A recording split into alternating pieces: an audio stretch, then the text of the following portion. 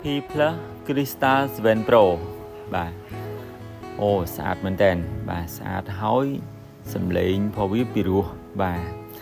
ច្រៀងក្រៅខេពីរោះធ្វើមេតទៅបាសផ្សេងបាននេះយើងយកទៅធ្វើមេតទៅជាវល់បាទ P plus មួយរយៈចុងក្រោយនេះគឺឡើងខ្លាំងមែនតើឡើងកូលខ្លាំងមែនតើបាទធ្វើទាំងបាសធុនកតាលនិយាយទៅទំហំណាគេគិតលើទំហំធុនកតាលសំឡេងវាខ្លាំងជាងគេធុនធំទៀតបាទទៅសម្រាប់បាសនេះមួយគឺជាកូនបាសទៅល្មមទេប៉ុន្តែសំឡេងផងវាមានសាប់ខាងក្រោមណាបាទយើងស្ដាប់មកគឺពីរោះ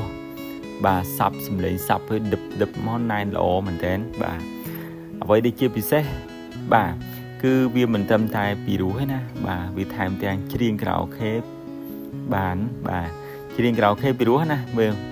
វាមានអេកូមានទាំង reverb បាទហើយទៅយើងបញ្ជានៅលើផ្លែនឹងតែម្ដងបាទ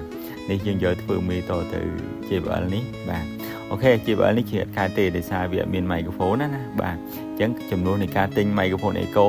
កុំឲ្យពិបាកយើងទិញបាសនេះធ្វើមេហ្មងបានទាំងបាសបានទាំងម៉ៃបាទអូខេអញ្ចឹងល្អមែនតើបាទហើយទៅជាពិសេសបងដែលគាត់ចង់បានបាសដែលទៀងតូចល្មម